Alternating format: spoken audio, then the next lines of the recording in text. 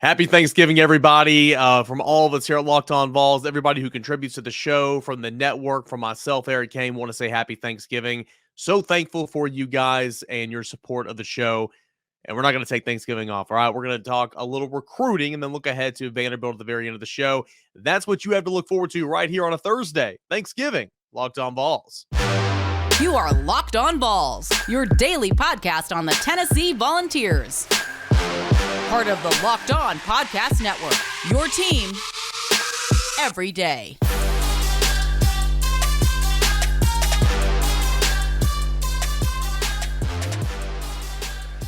Hey, everybody. Welcome into this Thanksgiving edition of Locked On Vols. I'm your host, Eric Kane. You can find me on Twitter at _Kaner and at Locked On Vols. And, of course, if you're watching this on YouTube, please like, please subscribe.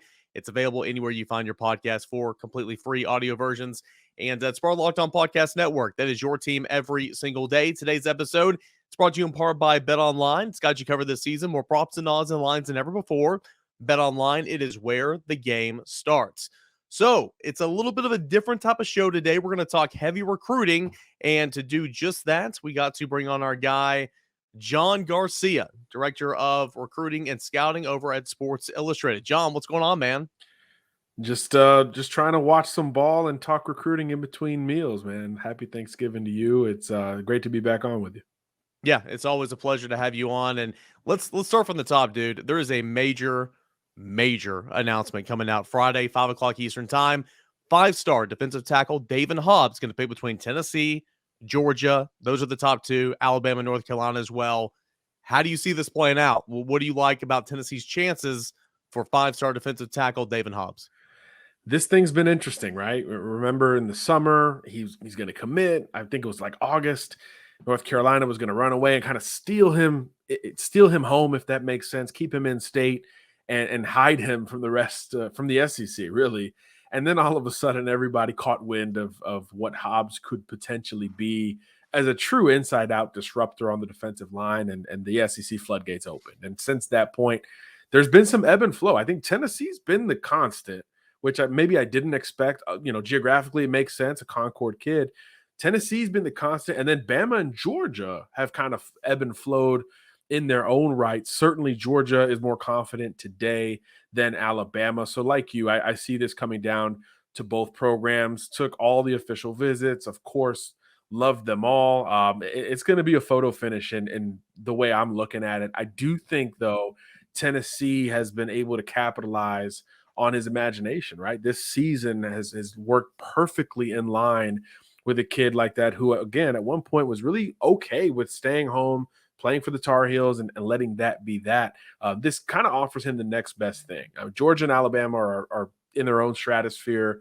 It's obvious the selling points there. I think he's got a little bit of let's build this up in his mentality. So for me, combined with Rodney Gardner, who I think is one of the best D-line recruiters in the country, I think Tennessee becomes the school that I'm expecting on Friday. But I do know, as of this week, he hadn't locked it in himself. So privately, I think he's going back and forth a little bit. So that can mean anything in college football recruiting. You certainly wouldn't, undersell the Georgia Bulldog angle, particularly with a defensive recruit.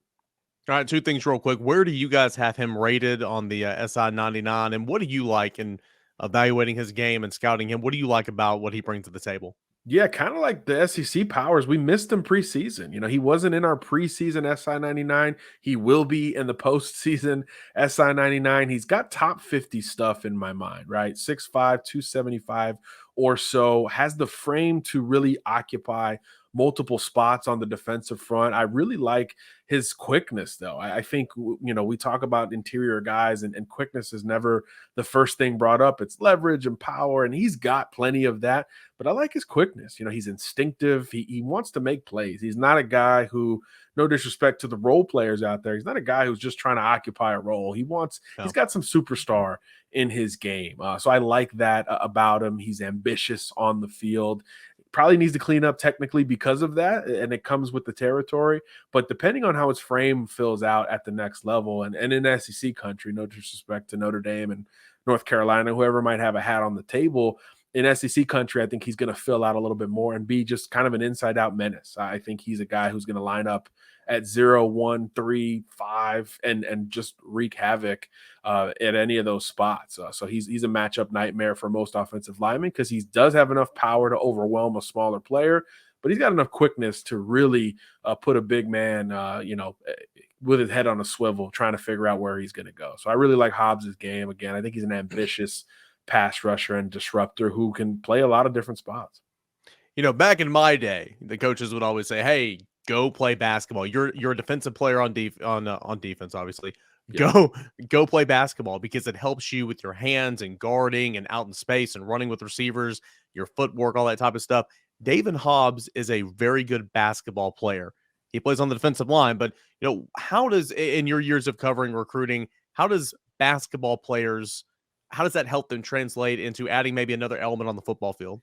Well, I think coordination. I mean, it sounds silly to talk about, but how many, big physical maulers are just that? It's if you make any move and put them off course, they're done for, right? Yeah. It's the coordination of basketball. It's the lateral ability. Obviously, the running and jumping and the consistency just from a wind department is his own story. But for me, it's the coordination. It's just the ability to redirect, the ability to absorb contact and move around it or through it without staying off of your own course. I think that is where you see a lot of that really just work well hand in hand, feet, leverage, all those things. Your stance, your posture matters so much in basketball. You need to maximize that height, maximize that length. I think in football, you can do it in different ways as well. So there's really you have to have better body control if you're going to play basketball than football at most positions, particularly in the trenches. So I think as a pass rusher, that's something that is really steady on your arsenal because you're going to bend in some instances, you're going to go straight through in others,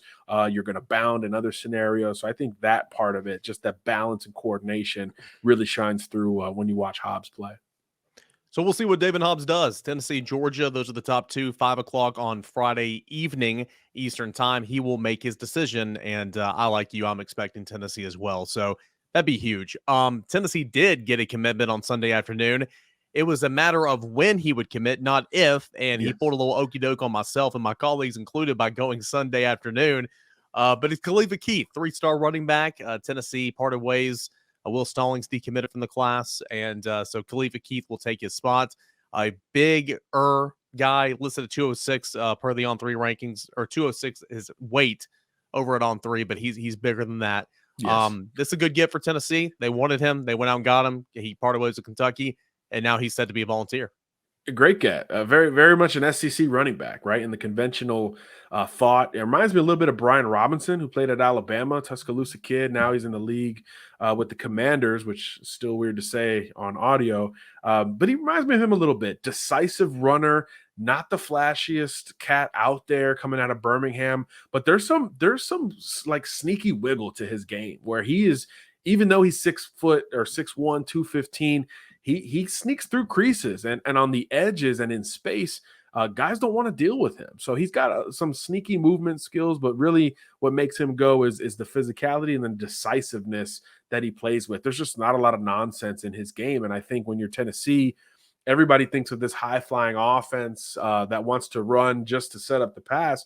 But now if you can create variance in the running game with your smaller gadget guys and your big physical players, now all of a sudden you really put pressure on a defensive coordinator, and Keith has really upped his stock in the last year. And he's mentioned it. Look, as soon as Tennessee got involved, that was kind of all she wrote in this recruitment. This was really done. I think Miami tried to come in late, a couple other schools, but it was a foregone conclusion. He wasn't going to end up at Kentucky, and Tennessee did a really nice job of prioritizing him immediately once they did get involved. And I do like this get. Again, we think of Tennessee conventionally as finesse, downfield, all that stuff. So it's nice to bring variance and counter some of that perception with Khalifa Keith. And I'm always going to bring up geography. Great to go into Birmingham and get a nice prospect that has upped his stock, that people are behind and kind of rooting for. This is 3 or 4 Alabamians now in this class. That's impressive to me in its own right.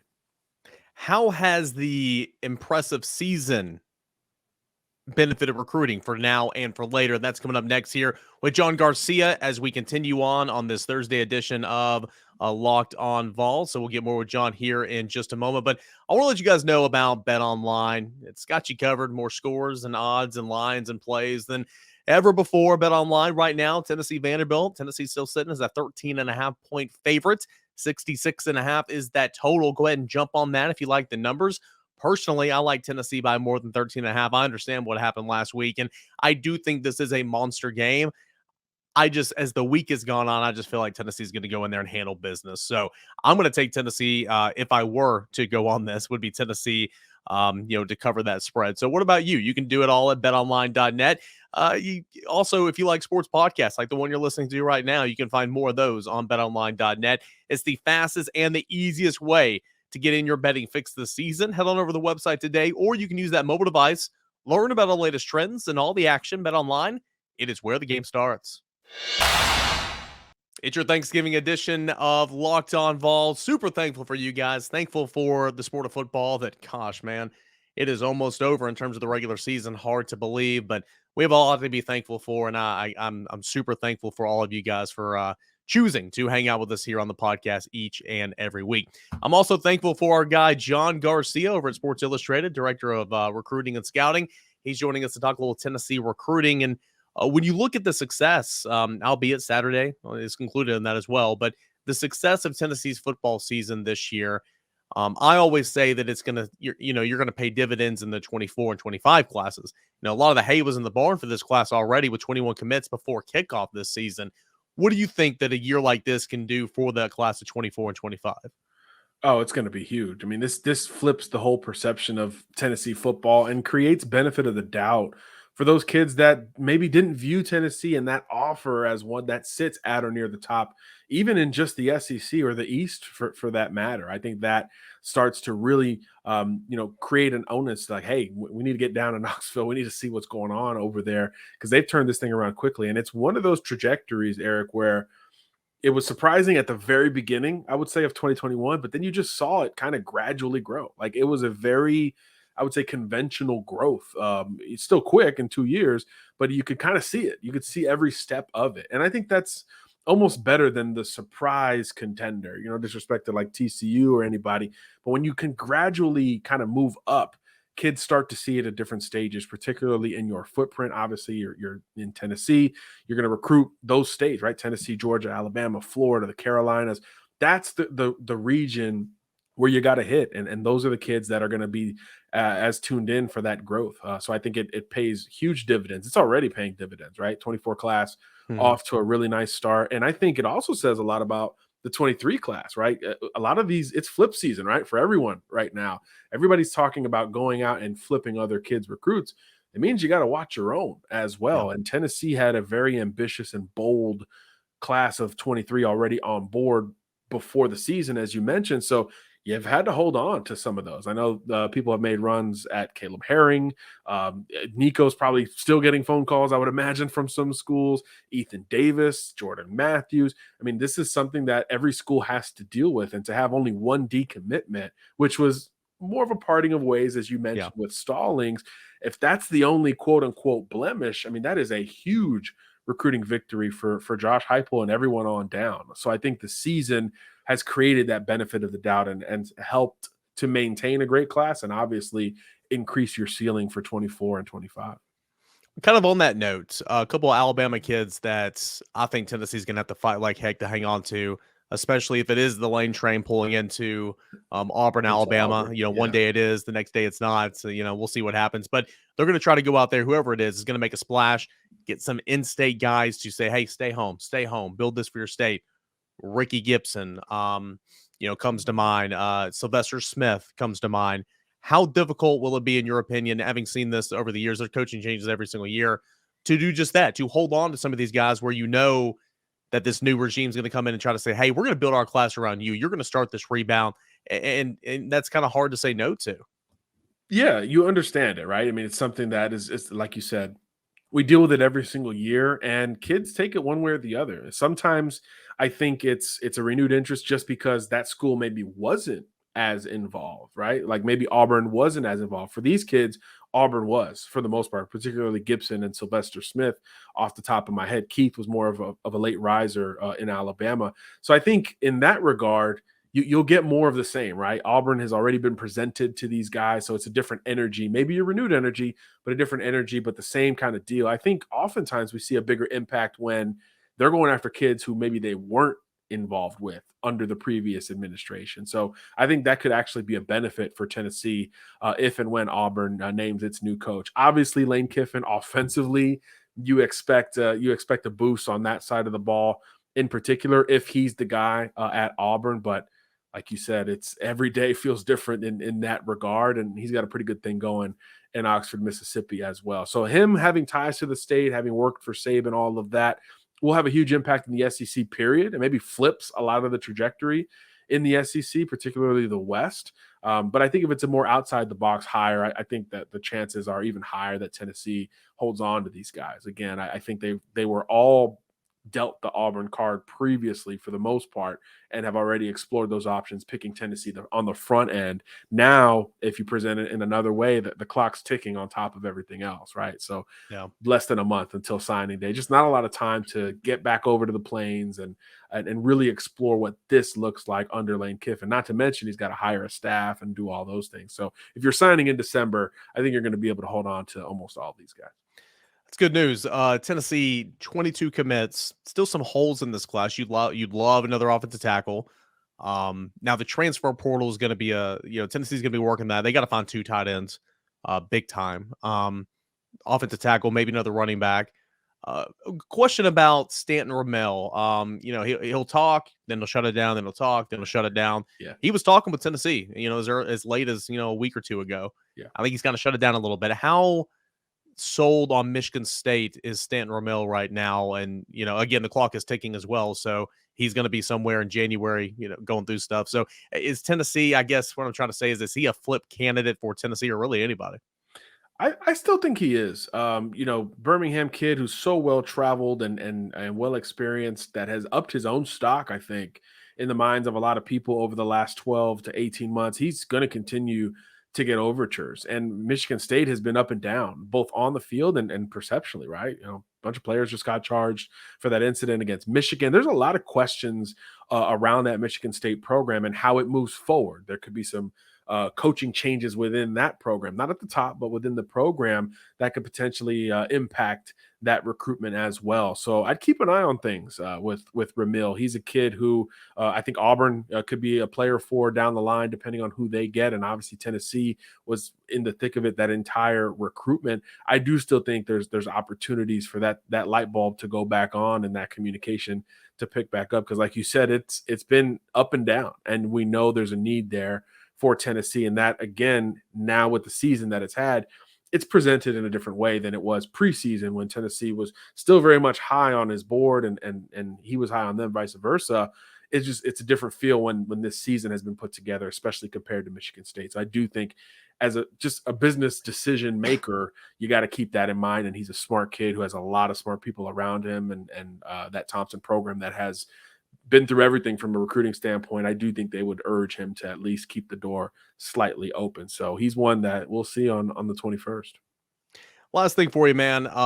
Again, as I just mentioned, there's still a couple holes. Tennessee would like to, Sure. running back, offensive tackle for sure. Tight ends, pass rusher, there's some holes to fill. But as far as on the prep front, man, I mean, there's always a possibility of flipping somebody at the end or, whatever. But I mean, it's pretty, the talk is kind of dead in terms of the prep front outside of Daevin Hobbs and Khalifa Keith here. I think Tennessee's going to try to conclude this class by, if an Elijah Davis from JUCO could come in here, that'd be good. But a lot of transfer portal opportunities there for Tennessee. I guess what I'm saying is there any names that Tennessee fans might need to start, researching a little bit in terms of, hey, Tennessee could jump in at the 11th hour with this prospect from high school and maybe flip him before the 21st. Yeah, I mean, after grabbing Keith, I feel like it does slow down. I guess we're conceding Sam and Pemba on this show. Are we conceding in that regard? I absolutely not, but I know. Yeah. Yeah, I would say keep an eye on him as well. But really, no, I think this is a great group. It's for me, it's about maintenance. Obviously, there's a lot of balance. 10 states represented on this commitment list is crazy to consider. I would have bet against that if there were some over under odds 6 months ago. For me, it's about maintenance. You got what, 22 guys on board right now. 23 is very likely, in my opinion. And I think you could start to keep the door open thereafter. There's always late risers and JUCO players that can come into play. But as you mentioned, the portal, December 5th, I mean, once that thing opens up, I think it's going to impact even this recruiting class. We always talk about how it impacts the following. I think it's going to impact the 23 class because there's so much time. 16 days is a long time for these decisions to come down. So the portal will impact this class, and I think the carousel always impacts the class. We haven't even seen the end of it. It will open up much more this weekend with the regular season coming to a close. So I think those things will factor in just as much as maybe a late riser who we're not talking about. John, fun as always, man. Great information. What do you got coming up on Sports Illustrated over the holiday today, and of course the last weekend of the regular season? Yeah, getting close to the end here. So all the countdown to signing day stuff is about to hit full force. We're going to update those rankings December 1st and go downhill from there towards National Signing Day. Should be fun. A lot of content coming for you at si.com/college. John, appreciate it, man. Thanks so much. Always a pleasure, Eric. That is John Garcia, the director of recruiting and scouting for Sports Illustrated. Always, always, always a fun time to talk with John. Hey, we'll take a look at Vanderbilt. We'll talk with a very important guest coming up next, right here on Locked On Vols. All right, we got a final segment left here of this Thanksgiving Day edition of Locked On Vols. Appreciate you guys for hanging out with us here today. So we did a little Tennessee recruiting. Let's get back to the game at hand this weekend, Tennessee and Vanderbilt, and on to break down a little bit more about the Vanderbilt Commodores. Got Joe Rexrode. You can hear him on ESPN's 102.5 The Game in the mornings in the Mid-State. And, of course, you probably read a bunch of his stuff over at The Athletic. Joe, thank you so much for joining us. How are you today, man? I'm good. Thanks for having me. I'm actually stunned by how interesting this game it may be. I did not expect that at all. Yeah, I don't think anybody did, especially a couple weeks ago, a month ago. It'd be like unheard of to say, hey, this is a big time football game for Tennessee and Vanderbilt. But here we are. Just real quick on Tennessee last week, South Carolina, from your vantage point, I mean, and when you went back and wrote and rewatched and everything, I mean, what went wrong for Tennessee defensively? That was abysmal. Yeah, look, it was awful. And I equated it to, like, you know, if you're a basketball team and early in a game you let a decent shooter get a couple wide open looks, and all of a sudden they go like 11 from 15 from 3 against you. Yeah. That's like what Spencer Rattler, all of a sudden, he was in a complete zone, but they also let him get in the zone. You know, 3rd and 20. I mean, it was just – and look, one thing that we've come to expect is that Tennessee will at least affect the quarterback. We know they've had secondary issues all year, right? But they didn't affect him. They didn't affect him at all. And I know it's just one person, but that is one thing that Jeremy Banks does very well, right? He's a really good blitzer. He's good at timing it up and getting home. And so they missed him along with all the other stuff that goes with that. But ultimately, it's just a terrible and inexcusable performance at the worst time. Well, now Tennessee needs to bounce back. And normally, you know, trying to end the season on a high note against Vanderbilt is no issue at all. Vanderbilt has won 2 straight after not winning an SEC game since 2019, knocked off previously ranked Kentucky, and then held a 2-score lead in the second half for a long time against Florida and ended up holding out that one and winning that one. What's going on with Vanderbilt? What's the talk around the Mid-States? What's been right for the Commodores the last 2 weeks in comparison to the last 2 years? Yeah, it's been – well, first of all, I mean, they are much better. I mean, I think it's pretty clear by now, like Clark Lee knows what he's doing. It's a pretty well-coached team, and they've gotten better and better. I mean, they're more competent defensively than I thought they could be based on their personnel this year. So that's one thing. When you look at Florida, Florida's been erratic, and they're on the football all year on everybody. And, I mean, 45 yards, you know, that's stunning to me. Now, then you're going to have to get bounced ball in the air and Jalen Mahoney picks it off. You get the punt where you get a free touchdown out of it. I mean, you're going to have stuff like that if you're Vanderbilt. But still, the fact that they ran it, because Ray Taylor is a good player, without question, good running back. Their running game is better than I thought it would be this year. The defense has gotten a lot better, and they've played 2 really good games in a row against Kentucky and Florida. And then you have Mike Wright, who loses the starting job to A.J. Swan, promising freshman. Swan gets hurt. Wright comes back in. It's this redemption story, and he's not perfect, but he can rip off a 60-yard run on you, and he made some huge throws, in particular in the Kentucky game late to pull that game out. So they've had a lot of things going their way. It's just a much better team than I thought, really, that they realistically could be at any point this season. I want to talk about Mike Wright here in just a second, but real quick, I mean, it was announced at SEC Media Days from Clark Lee that Ken Seals is not going to be the starting quarterback, but where's Ken Seals gone? I mean, he's on the roster, he's third string, but I mean, is that freshman much better than Ken Seals? That's just, he had a really good I say really good. He played as a freshman and he did some things, and then, we haven't seen him at all this year at all. Yeah, and I thought he was promising as a freshman. It was a bad team, but I thought under the circumstances as a true freshman, he was impressive. And last year he wasn't. He fell off. Now there were injuries that were part of that too, but Mike Wright eventually kind of became the clear better option than him. And some of that is just you can just do different things, and the quarterback run element I think is important for Vanderbilt. So he passed him, and it was his team and his offense. You kind of knew in the offseason, like, it's going to be Mike Wright's team. I will say about AJ Swan, I think you got to remember he's the one of these 3 guys that this staff recruited, right? Yeah. They didn't recruit the other 2 guys. I will say when I watched him in camp, I said, okay, he's got a different level of talent. And at some point it might be real good. He also was throwing some bad picks and looking like a true freshman at times. I'm like, okay, he's not going to be ready. But yeah, I just think that Seals has kind of leveled off and has kind of just been passed by and forgotten, So they're better off with Mike Wright, but then they also have the freshman who is exciting. I mean, he's had some stretches this year where you're like, okay, okay, pretty good. Now hide him, Vanderbilt, so someone else doesn't try to recruit him off your roster, Yeah. But yeah, it is interesting because Seals has just kind of been sitting there as a support guy, and I assume that he will find another place to finish out his eligibility after this season. So Mike Wright, you mentioned his running ability and how that's a big part of what Vanderbilt tries to do, and he's the second leading rusher, got almost 500 yards. He scored 5 times. Throwing the football, not as impressive, of course, about 964 yards, 12 touchdowns, 4 interceptions.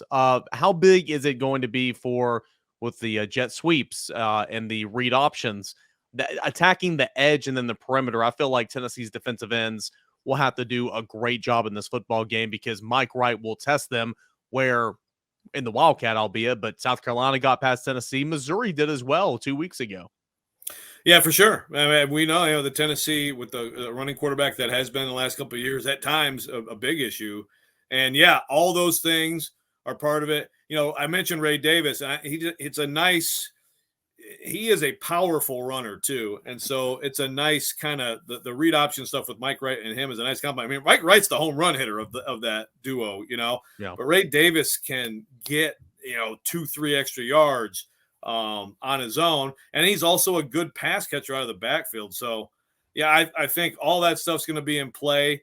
You still it's interesting because, if you're Vanderbilt looking at this game, you could also make the case, well, did you see what Tennessee's pass defense did last week?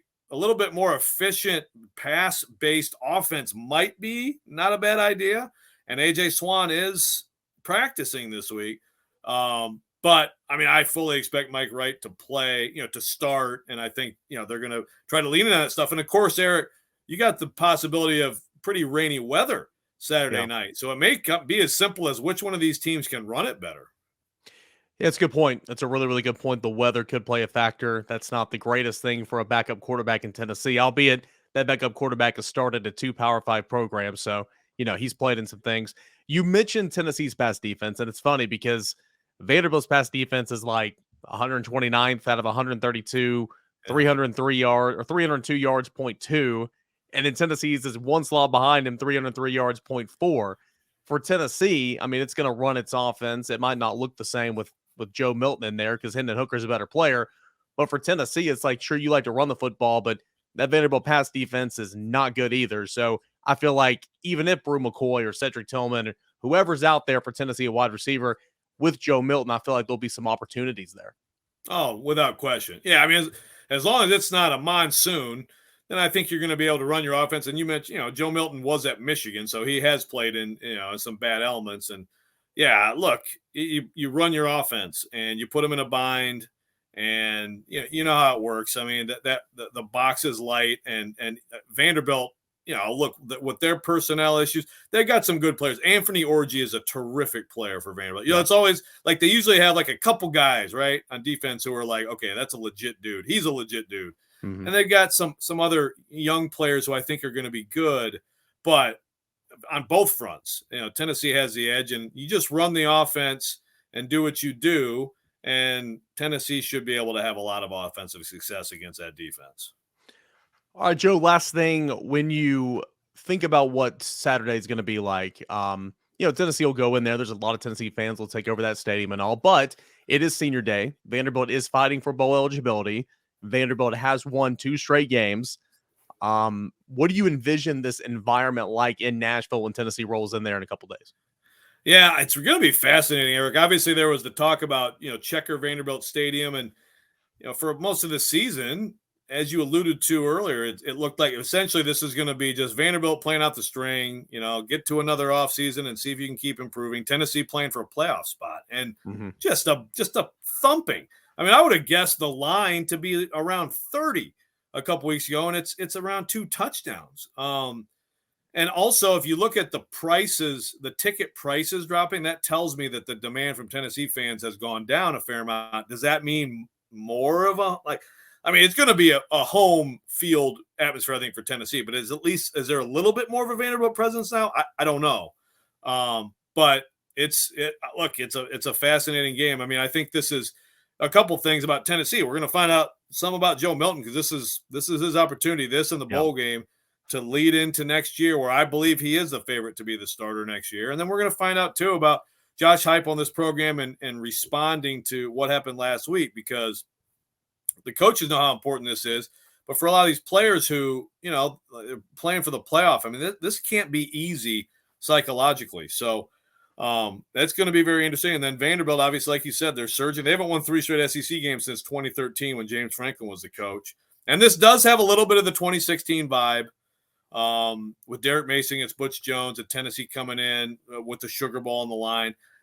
I think this is a much better Tennessee team than that one, and much more capable of just coming in and handling business, but we'll see.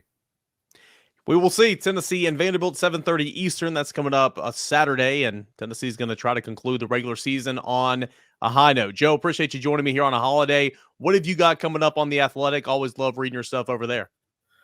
Yeah, well, thanks. Actually, I do have a story coming up about Mike Wright and the other Mike Wright, who was quarterbacked Vanderbilt in the 70s. So, the rare, quarterback of the same name who have become friends at Vanderbilt. So I got that, and of course, coverage of the Vols, Vanderbilt, and Titans, Bengals coming up this weekend. Sounds good. All right, that is Joe Rexrode of The Athletic and of ESPN's 102.5 The Game. He does a fantastic job covering Tennessee, Vanderbilt, Titans, Preds, all that type of stuff. You can go check out his work and follow Joe on Twitter at Joe Rexrode. All right, guys, appreciate it. Been a fun Thanksgiving holiday edition of Locked On Vols. We've talked recruiting with John Garcia, talked a little bit of the Vanderbilt game with Joe Rexrode. If you're watching this on YouTube, please like this video, hit subscribe. Let's continue to build this audience up.